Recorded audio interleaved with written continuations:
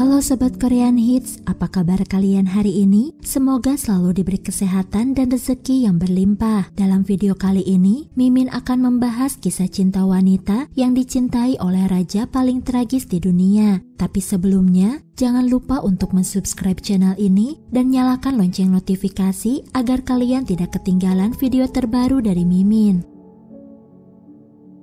Cinta merupakan sebuah anugerah yang diberikan Sang Pencipta kepada setiap makhluk hidup yang bernyawa. Bagi orang yang sedang dimabuk cinta, rasa cinta itu sendiri bisa menjadi sumber kekuatan yang memberikan energi positif. Namun sebaliknya, rasa cinta juga bisa menjadi sumber malapetaka jika tak diimbangi dengan logika. Seperti yang terjadi pada beberapa tokoh sejarah ini, rasa cinta yang mereka miliki justru menjadi bumerang dan sumber malapetaka baik untuk dirinya maupun wanita yang mereka cintai. Lalu seperti apa kisah mereka? Simak selengkapnya dalam video ini.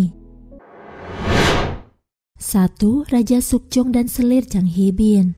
Jang Hee-bin merupakan salah satu selir kesayangan Raja Sukjong. Ia juga disebut-sebut sebagai wanita tercantik dalam sejarah Korea. Raja Sukjong mengangkatnya sebagai selir tertinggi, bahkan membuatkan kediaman khusus untuk Jang Hee-bin. Tak hanya itu, putra Jang Hee-bin diangkat sebagai putra mahkota hanya beberapa hari setelah kelahirannya. Besarnya rasa cinta Raja Sukjong pada Jang Hee-bin membuat sang raja menggulingkan ratu pertamanya, yaitu Ratu In-hyun. Setelah menggulingkan ratu pertamanya, Raja Sukjong mengangkat Jang Hee-bin sebagai Ratu Joseon. Namun rasa cinta yang begitu besar dari Raja Sukjong tersebut dimanfaatkan oleh keluarga dan para pendukung Jang Hee-bin. Lambat laun Raja Sukjong mulai merasa muak dengan kekuasaan yang diperoleh oleh keluarga dan para pendukung Jang Hee-bin. Jang Hee-bin pun mulai kehilangan dukungan dari Raja Sukjong, apalagi setelah kehadiran selir Cho Suk-bin yang mulai mengalihkan perhatian sang raja. Raja Sukjong yang sudah benar-benar muak dengan kelakuan keluarga Jang Hee-bin dan para pendukungnya mulai menyingkirkan mereka dari pemerintahan. Setelah menyingkirkan saudara lelaki dan para pejabat pendukung Jang Hee-bin, Raja Sukjong menurunkan posisi Jang Hee-bin ke posisinya semula sebagai seorang selir dan mengangkat kembali Min In-hyun sebagai Ratu Joseon. Namun, keserakahan Jang Hee-bin dan keluarganya belum berakhir. Tindakan mereka kembali membuat Raja Sukjong murka, hingga akhirnya Raja Sukjong menjatuhkan hukuman mati kepada Jang Hee-bin atas kejahatannya. Pada tanggal 9 November 1701, selir Jang Hee-bin dihukum mati dengan meminum racun. Cinta yang membuat sang raja bersedia menerjang segala rintangan ternyata berujung konflik dan berakhir dengan kematian. 2. Kaisar Xuanzong dan selir Yang Kui-fei. Kisah cinta Kaisar Xuanzong dengan selir Yang Kui-fei menjadi salah satu kisah paling melegenda dalam sejarah Tiongkok. Pasalnya, kisah cinta keduanya diawali dengan skandal dan berakhir dengan mengenaskan. Hubungan mereka berawal dari kematian selir kesayangan Kaisar Xuanzong, yaitu selir Wu. Kaisar Xuanzong yang sedih dan merasa kesepian kemudian mencari wanita tercantik di seluruh penjuru negeri untuk menggantikan selir Wu. Ketika mengunjungi kediaman putranya, Kaisar Xuanzong bertemu dengan Yang Kui-fei yang tak lain adalah istri dari putranya. Saat itu juga Kaisar Xuanzong sangat terpesona dengan kecantikan Yang Kui-fei. Dalam sejarah Tiongkok sendiri, Yang Kui-fei disebut sebagai wanita paling cantik pada zaman itu. Sang kaisar yang telah jatuh hati kepada menantunya berusaha merebut Yang Kui-fei dari putranya. Ia pun berusaha membatalkan pernikahan Yang Kui-fei dengan putranya agar terlihat tidak sah di mata hukum dengan cara mengirim Yang Kui-fei ke sebuah kuil dan menjadikannya sebagai seorang biksu. Selain itu, untuk mengalihkan perhatian, ia memilih Wei Chosun, putri seorang pejabat tinggi, untuk menjadi pasangan resmi dari putranya. Setelah dirasa aman,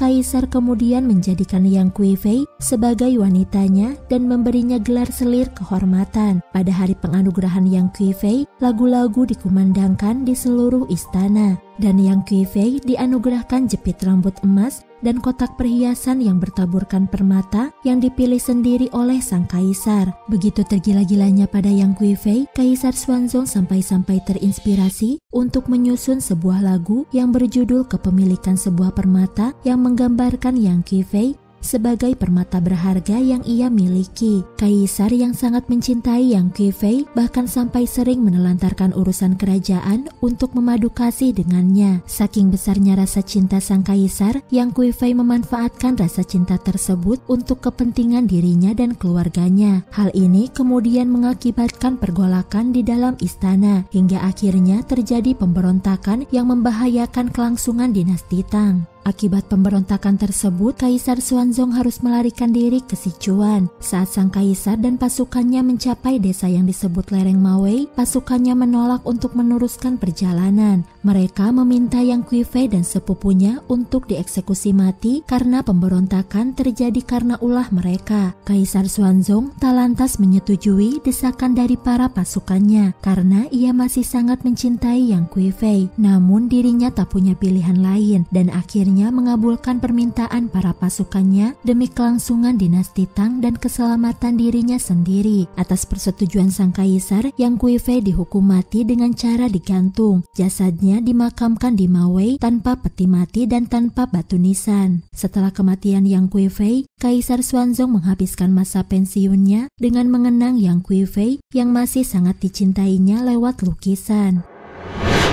3. Raja Henry ke-8 dengan Anne Boleyn. Kisah cinta dua sejoli ini dimulai dengan prahara dan diakhiri dengan tragedi. Demi menikahi Anne Boleyn, Raja Henry ke-8 harus menceraikan permaisuri pertamanya, yaitu Catherine of Aragon. Awalnya, Raja Henry yang telah jatuh hati kepada Anne Boleyn meminta Anne Boleyn menjadi selirnya. Namun Anne menolak menjadi selir. Raja Henry ke-8 kemudian melakukan segala cara untuk menceraikan permaisuri pertamanya, Catherine dari Aragon. Untuk menceraikan permaisuri pertamanya, Raja Henry menggunakan alasan Catherine tidak mampu memberinya seorang pewaris tahta. Akan tetapi proses perceraian tersebut berlangsung sangat lama. Pihak gereja tidak mengabulkan permohonan perceraian dari sang raja. Alhasil selama 6 tahun proses perceraian tersebut, Raja Henry menjalin hubungan secara diam-diam dengan Anne Boleyn. Sampai akhirnya Anne Boleyn mengetahui bahwa dirinya mengandung anak dari sang raja. Mengetahui kehamilan sang pujaan hati, Raja Henry ke-8 resmi menikahi Anne Boleyn tanpa persetujuan Gereja Vatikan. Hal itu mengakibatkan Inggris memisahkan diri dari Gereja Vatikan untuk selama-lamanya, dan Raja Henry ke-8 menyatakan dirinya sebagai kepala Gereja Inggris. Pernikahan Raja Henry ke-8 dengan Anne Boleyn begitu kontroversial hingga menimbulkan gonjang-ganjing terhadap kerajaan Inggris. Namun tekad sang raja begitu kuat untuk menikahi Anne Boleyn dan menjadikannya sebagai permaisuri. Pada tahun 1533, Anne diangkat menjadi permaisuri sesuai dengan keinginannya. Ia pun memberikan seorang putri yang kelak dikenal sebagai Ratu Elizabeth I. Namun sayangnya Anne Boleyn tidak mampu memberikan pewaris tahta untuk sang raja, yang membuat raja semakin kecewa dan berpaling darinya. Meskipun Anne berhasil menjadi permaisuri, namun kehidupan pernikahannya tidak berakhir dengan bahagia. Seiring berjalannya waktu, Raja Henry mulai berpaling kepada Jane Seymour dan hal itu membuat Anne cemburu. Kehidupan pernikahannya semakin berantakan ketika sang raja mulai memusatkan perhatiannya kepada Jane. Lambat laun, Raja Henry ke-8 berkeinginan menyingkirkan Anne. Namun, ia tidak bisa menggunakan alasan yang sama saat menyingkirkan ratu pertamanya. Pada tahun 1536, untuk ketiga kalinya, Anne kembali melahirkan. Namun, bayinya tidak selamat. Mengetahui hal tersebut, kemarahan Raja Henry ke-8 memuncak dan menuduh Anne telah melakukan praktik sihir. Anne kemudian dikurung di Menara London atas berbagai tuduhan palsu, diantaranya perzinahan, hubungan sedarah, dan konspirasi melawan raja. Hingga diadili pada 15 Mei 1536, Anne tetap menyangkal semua tuduhan yang dialamatkan kepadanya. 4 hari kemudian, yakni pada 19 Mei 1536, Anne dinyatakan bersalah oleh pengadilan kerajaan dan pernikahannya dengan Raja Henry ke-8 dinyatakan batal. Pada hari yang sama, Anne dibawa ke Menara London untuk dieksekusi dengan cara dipenggal. Nah, itu dia kisah cinta wanita yang dicintai raja paling tragis di dunia. Kira-kira dari ketiga kisah tersebut, kisah mana yang menurut kalian paling tragis? Tulis pendapat kalian di kolom komentar. Sekian video dari Mimin, see you di next video.